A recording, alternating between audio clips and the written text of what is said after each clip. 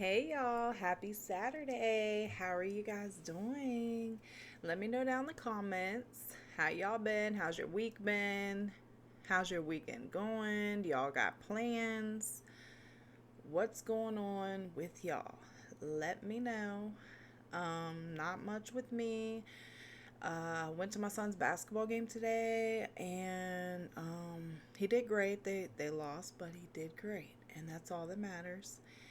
And then we went out to eat at this Peruvian chicken spot, and oh my god, it was to die for. I mean, it was absolutely delicious. Very good. But yeah, guys, other than that, and I made me a protein shake and I'm drinking it now. It's vanilla and peanut butter, and oh my god, it's like my favorite one so far. But yeah, that's it with me. But we're about to get into, you guys know, every Saturday night I do my scary videos, so that's what it is tonight. If you guys haven't subscribed to my channel, go ahead and do so. And give me a thumbs up, please. And thank you. And thanks for watching, y'all. I appreciate y'all so very much. I ain't gonna hold you no longer. Let's get into this. Shout out Chilling Scares. 6 most disturbing rare mental disorders. I thought this would be very interesting. So let's give them a thumbs up. And let's watch this. Dissociative fugue.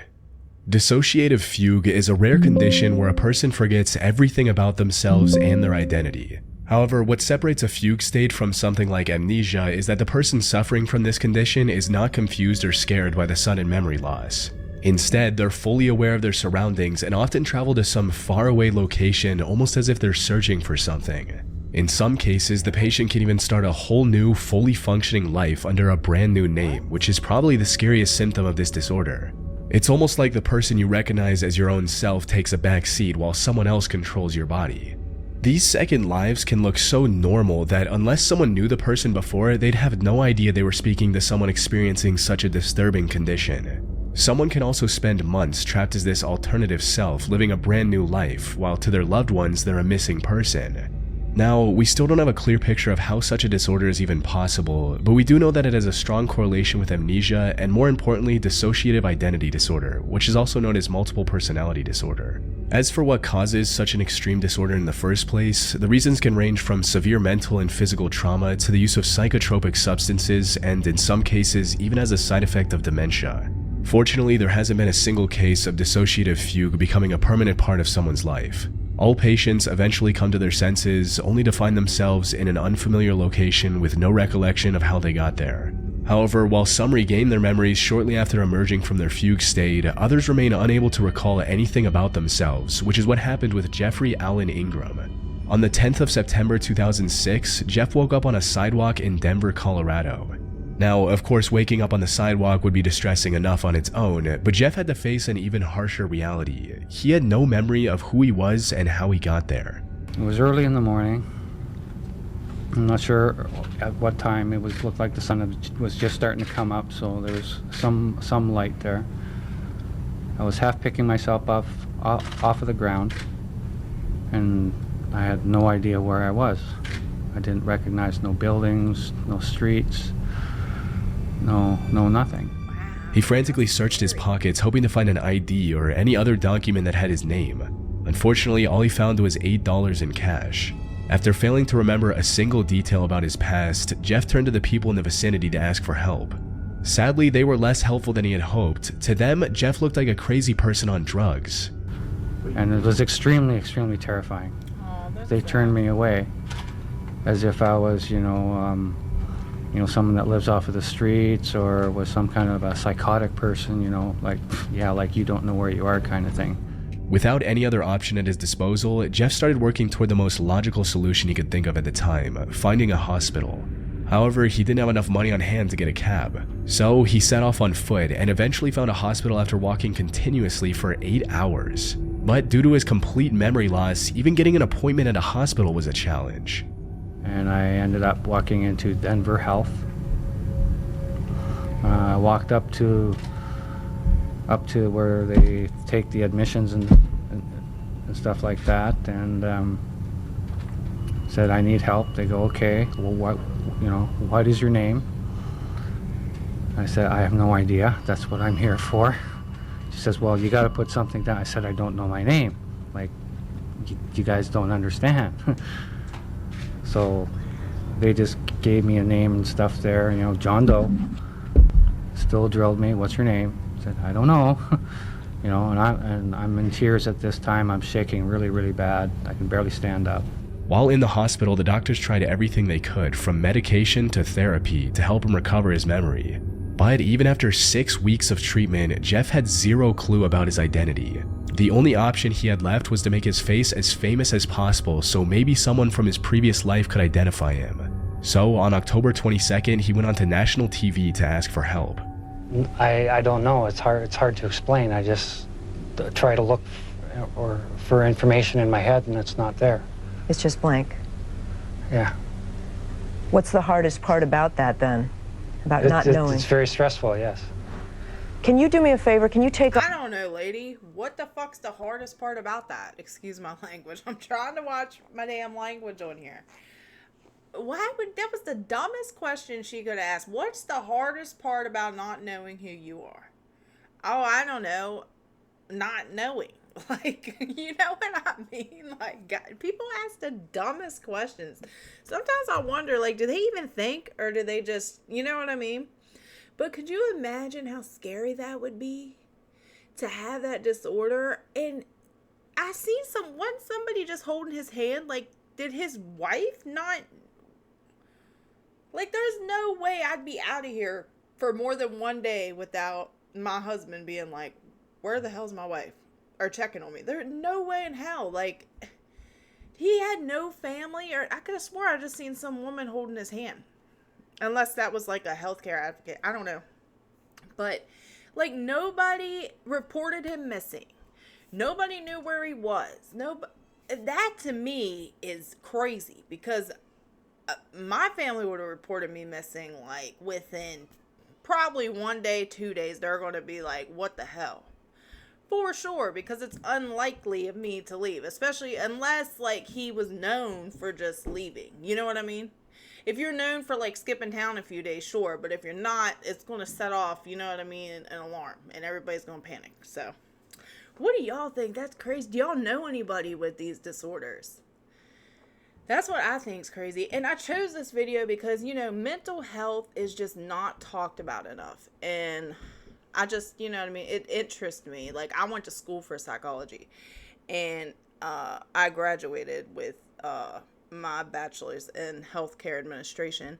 But I have a lot of I had to take a whole bunch of mental health classes, and it always interested me. I was always intrigued by it, and I just loved it. And yeah, I may go back to do something with mental health, but I just really like it. But y'all, let me know if you guys know anybody with any of these disorders, because I just find it so fascinating, especially this one, because honestly, I've never heard of this one, dissociative fugue. Never heard of that one. I've heard of the multiple personality, but this is one I've never heard of, and that's why it's the 6th most disturbing rare mental disorders, because these are like the rare ones. off your hat so we can see what you look like without the baseball cap, because people may remember you that way. And do you know if you always wore glasses, or you just have no idea? I have no idea. Why don't you take those off as well so we can see what it looks like without the glasses? Luckily, his fiancée, Penny Hansen, recognized him and immediately contacted the police. She also gave them pictures of the two together to prove that she was telling the truth. Jeffrey Ingram hugged his fiancée today, who just 24 hours ago, he couldn't even identify. He didn't even know himself. As it turned out, Jeff was a 40-year-old machinist from Olympia, Washington. On September 6th, he went out to visit his friend in Canada who was dying of cancer, and that's when he went into his fugue state for the next 4 days. The stress of knowing that a dear friend could pass away at any moment due to terminal illness was likely what triggered the disorder. However, it's important to note that this wasn't the first time something like this happened to Jeff. He had experienced the same issue twice before, with him going missing for 9 whole months back in 1995. Though he did regain his memory quickly after waking up from that fugue state. Unfortunately, the same did not happen in 2006. As romantic as it would have been, he didn't regain his memory after seeing his fiancée after nearly 2 months. And it took years for him to readjust into his old life. In order to prevent such confusion in the future, Ingram ordered GPS shoes and had his identity information tattooed on him. He also started wearing a zip disc with medical information around his neck. The most unsettling part of the incident, however, was that he remembered having 2 children who died in a car accident. And what came out of that? Any clues? A few clues that I might have worked in New York or in the New York area. That I did have a family. That you did have a family? A wife and 2 kids, and they were all killed in a car crash somewhere by a drunk driver. Maybe in the New York area, we're not sure. But according to Penny, Jeff never had any children before. As to why he remembered something so traumatizing even though it wasn't true, we'll never know for sure. What? That is insane. Have you ever noticed how difficult it is to find and cancel active subscriptions? Signing up for them always seems to be the easiest thing in the world, yet canceling them is most often close. Alien hand syndrome. What? Alien hand syndrome is exactly what it sounds like. A person loses control over one of their hands, usually the left. This quote, alien hand moves on its own, often in unpredictable and creepy ways, making the patients believe that the hand attached to their body is not theirs. What makes this condition even more unsettling is how the alien hand can directly contradict the other. Imagine flipping on a light switch only for your rogue hand to immediately switch it back off. It can also be violent towards the patient, with some reports of the affected hand trying to choke the patient, which is a truly disturbing thing to experience. And while we don't fully know why something like this occurs, we do know that it's more common in people who have undergone split brain surgery in the past. For those who don't know, our brain consists of 2 hemispheres that are connected in the middle with a bridge of nerves. Our motor functions are also split between the 2 halves. The left brain controls our right side, while the right brain controls the left. More importantly, the left hemisphere governs our ability to speak. It's where our language centers are housed, the part of us that can articulate thoughts. In a sense, it's the voice of who we are. However, during a split brain surgery, the corpus callosum, which is the bridge that connects the 2 hemispheres, is cut to treat severe drug-resistant epilepsy. And as the theory goes, split brain surgery removes the right brain's ability to communicate its intentions with the left brain, which, as we discussed, controls speech. In silence, the right brain remains conscious, aware, and functioning, but with no voice to express itself. And since it doesn't have a way to vocalize its intentions, the right brain often resorts to moving the hand under its control. A real-life example of this is Karen Byrne in New Jersey. She had the split brain surgery when she was 27 years old to treat epilepsy, and it was a success. That is, until her left hand started moving on its own. In an interview, Karen explained the first time this happened during a doctor's visit. Quote, "Dr. O'Connor said, 'Karen, what are you doing? Your hand's undressing you.' Until he said that, I had no idea that my left hand was opening up the buttons on my shirt. So I start rebuttoning with the right hand, and as soon as I stopped, the left hand started unbuttoning them. So he put an emergency..." Oh my god. Y'all, it's not even funny. But I hate to laugh, but I'm sitting here picturing like a male doctor being like, "Karen, what are you doing? Like, are you getting undressed for me?" You know what I mean? And she's sitting there like, he probably thought she was really like coming on to him or something. That is so... Emergency call through to one of the other doctors and said, "Mike, you've got to get here right away. We've got a problem." She also explained how it now hinders her day-to-day life, stating, "I'd light a cigarette, balance it on an ashtray, and then my left hand would reach forward and stub it out. It would take things out of my handbag and I wouldn't realize, so I would walk away. I lost a lot of things before I realized what was going on." Worst of all, the left hand sometimes lashed out against Karen and started attacking her out of the blue. Ultimately, if the split brain theory is true, it brings up some unnerving questions about who we are. But as creepy as some of the implications are, I doubt we'll get concrete answers anytime soon, since this disorder is so rare that it's hard to study. Plus, our brain is way too complex to fully understand with our current medical technology. That's insane. That's so upsetting. Cotard syndrome. Cotard syndrome, also known as Cotard delusion or walking corpse syndrome, is a rare mental disorder where a person believes that they're dead, don't exist, or have somehow lost their internal organs or blood. It was discovered by Jules Cotard, a French neurologist who first described this condition in 1880. He described this disorder as a previously unrecognized form of depression, noting that those affected exhibited many traits commonly seen in individuals with severe depression. They would stop taking care of themselves, become emotionless, and drive zero enjoyment out of activities they used to enjoy before. But later studies confirmed that the walking corpse syndrome wasn't a disorder on its own. Instead, it was the result of extreme depression and anxiety leading to psychosis and schizophrenia. Near-death experiences can also have a similar effect, where someone regains consciousness after getting very close to death or even dying for a few minutes before getting resuscitated by doctors. Something like this happened to Army veteran Warren McKinley, who got in a horrible motorcycle accident. And while he survived the accident, the resulting stress and head trauma in his frontal lobe caused him to develop the walking corpse syndrome. What I felt was, what's the point? And that's how you felt emotionally. What's the point? Why I was at Headley Court and they were trying to help me and to rehab you. And I was just... You felt like a ghost, didn't you? What's the point? Like a ghost, dead man walking. Yeah. More modern examinations have also discovered a strong correlation between Cotard's syndrome and damage to parts of the brain responsible for recognizing faces. So, when an already anxious person sees themselves in a mirror, they can't recognize themselves and reach the delusional conclusion that they must be dead. Researchers also mapped out the 3 key stages of Cotard's syndrome. And the scary thing is, it starts off as practically indistinguishable from regular depression in what's known as the germination stage. During this stage, the patients experience symptoms like insomnia, loneliness, and the loss of interest in both their home and work life. The next stage is known as the blooming stage. This is where the symptoms quickly mold into something that can be recognized as Cotard syndrome. During this stage, patients often claim that they have missing or rotting body parts, that they're already dead, or in some severe cases, that they don't exist anymore. The final and the most terrifying stage of Cotard syndrome is called the chronic stage. At this point, the delusions of death become ingrained in the patient's mind, leading them to refusing any and all help from others and denying their reality. Once a person reaches this stage, it becomes extremely difficult to rehabilitate them, since in their mind, what's the point? They're already dead. And while there are some exceptions, most patients at this stage end up in one of 2 distinct camps. For about 55% of the patients, the main symptom of Cotard syndrome is a delusion of immortality. They believe that they've lost vital organs. However, they're also still mindful enough to notice that their body is still moving. Under normal circumstances, they'd see the proof of their body working fine and come to the rational conclusion that they still have every vital organ.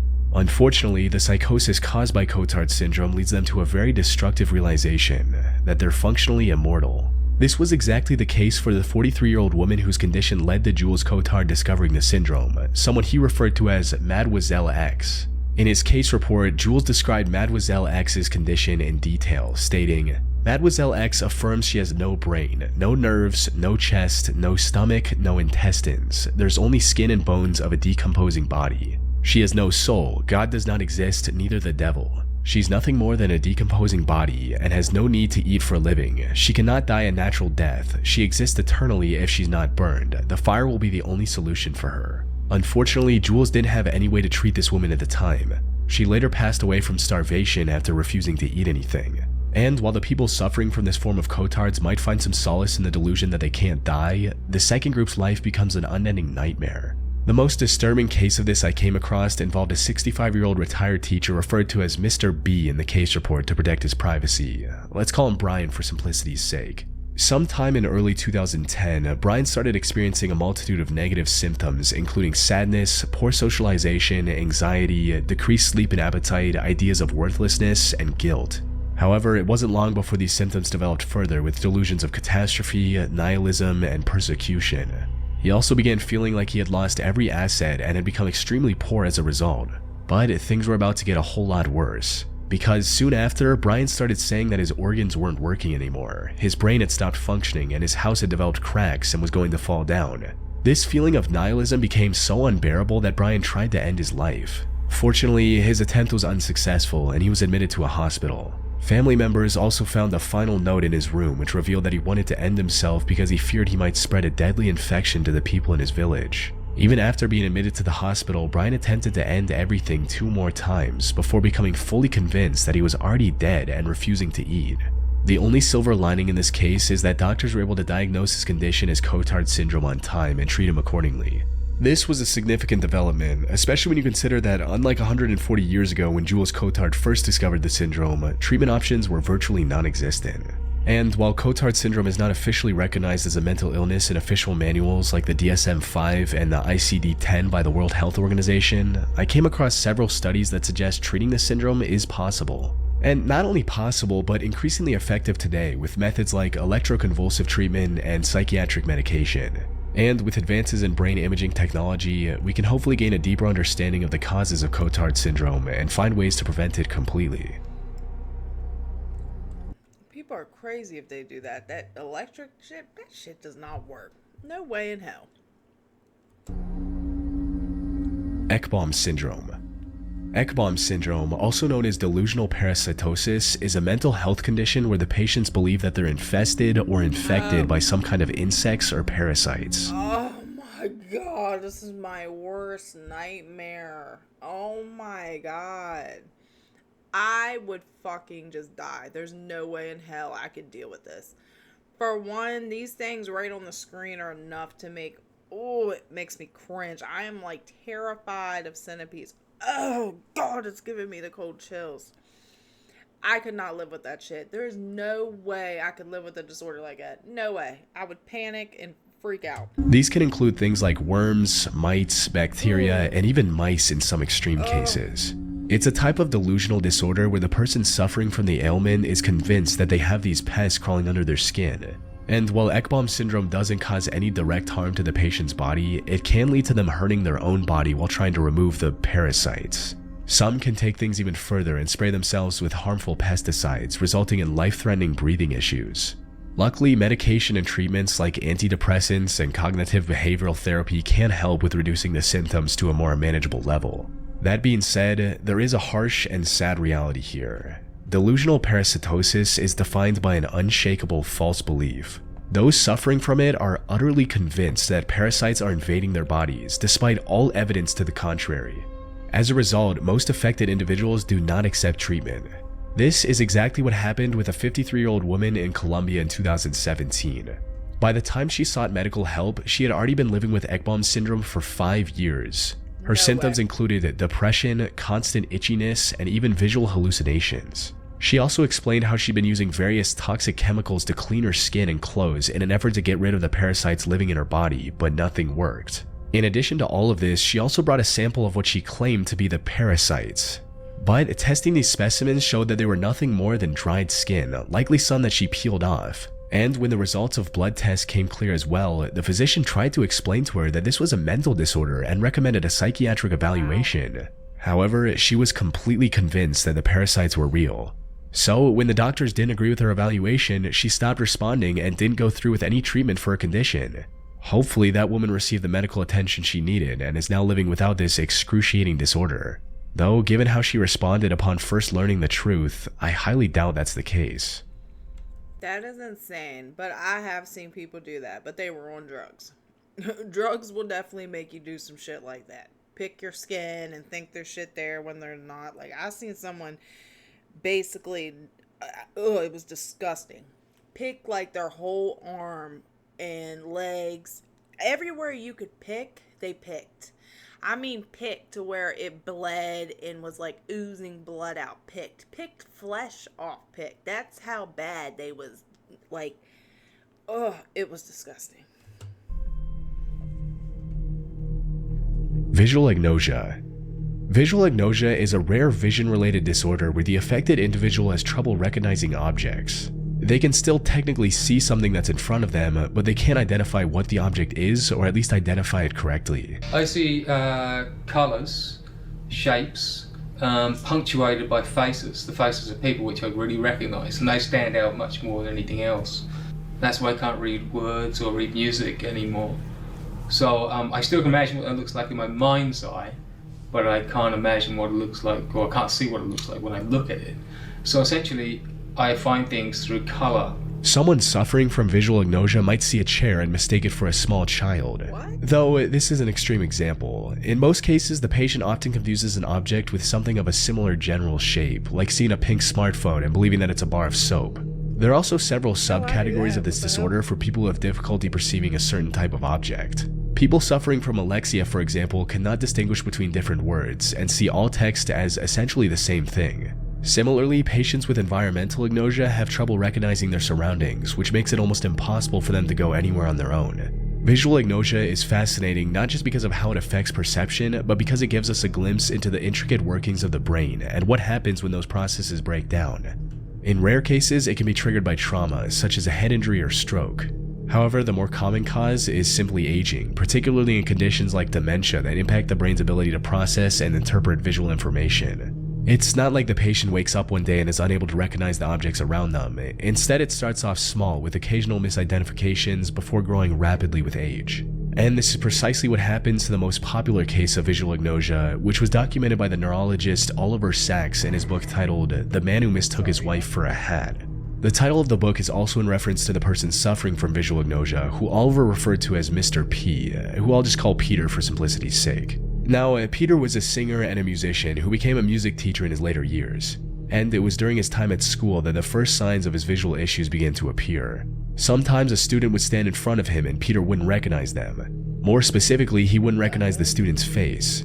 It would stay that way until the student spoke, at which point Peter could identify them by their voice. This often caused misunderstandings and frustrations for Peter, but he often laughed it off and didn't pay much attention to it. However, his situation became a whole lot worse as time went on. Not only was he failing to identify the faces around him, but he also began to see faces where there were none. It got to the point that on some occasions he patted things like fire hydrants and parking meters thinking that they were his students. But this blurring of reality didn't stop there.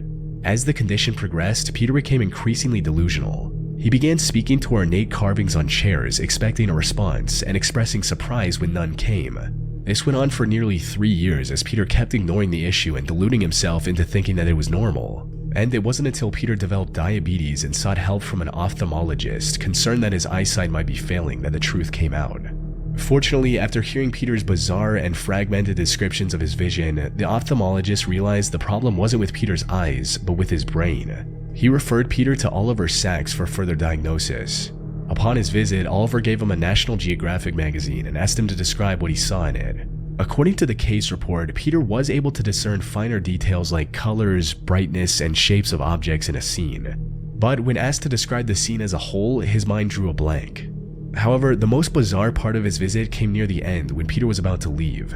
He reached out and grabbed the head of his wife, who came with him, and tried to put her on his head. In other words, Peter had just misidentified his own wife as a literal hat. This confirmed beyond a doubt that Peter was dealing with visual agnosia. And unfortunately, while the diagnosis was accurate, Oliver had no treatment to offer that could improve his condition. With no other choice, Peter adapted by relying on his other senses to recognize people for the rest of his life. It goes to show just how adaptable humans are, even when faced with something as terrifying as visual agnosia. Wow, that's crazy. Truman Show delusion. Truman Show delusion. I think I said that's crazy about every story on here at the end. I'm like, wow, that's crazy. It is though. Like these, I've never heard of these before. Like it's crazy. It is. I'm going to say it again. I got to stop saying it. Delusion is an exceedingly rare and fairly recent mental disorder where the patient believes that they're the protagonist of a reality TV show. In their minds, the world around them is nothing more than an elaborate set with hundreds of hidden cameras to capture their reaction to various events. The name of the disorder comes from the 1998 movie starring Jim Carrey called The Truman Show. For those who haven't seen it, the plot of the movie revolves around Truman, who's adopted by a corporation at birth. This corporation then builds a secluded island with thousands of cameras and broadcasts every second of Truman's life for the whole world to see. Now, there are some differences between individual cases, but for the most part, almost all patients believe that they're the real-life version of Truman. When asked, this is how one of the people suffering from the delusion described their mindset. I realized that I was and am the center, the focus of attention by millions and millions of people. My family and everyone I knew was and are actors in a script, a charade whose entire purpose is to make me the focus of the world's attention. Medically, the Truman Show delusion is a symptom of psychosis and can also serve as an early sign of schizophrenia. And while there have been many cases of this delusion over the years, few are as significant as Albert's. Albert was a 26-year-old from western Pennsylvania who was leading a fairly normal life. He worked at a nearby assembly plant and lived with his parents. But one day in 2002, he decided to travel to New York and tried to enter the United Nations building. When a guard stopped him from going any further, he punched the guard and was later taken to the Bellevue Psychiatric Hospital. And that's where Joel Gold, who is a psychiatrist, and Ian Gold, who worked as a neurophilosopher, discovered the truth about Albert's condition. As it turns out, Albert believed that he was the main character of his very own TV show, and everyone around him, including his parents, were nothing more than actors. He also revealed that the showrunners were watching his every move through tiny wireless cameras that were implanted in his eyes. His delusion got to the point where he believed that the 9/11 incident was just a staged plot twist to make the show more interesting. And before getting arrested, he was trying to escape the show by asking the UN for help, which is why he traveled over 200 miles to New York City. Albert was later identified as the first documented case of a newly recognized mental disorder, eventually named Truman Show delusion. The Gold brothers have since diagnosed several hundred people with the same delusional disorder. And sadly, as cameras become smaller and surveillance more widespread, it's hard to imagine the frequency of these cases decreasing anytime soon.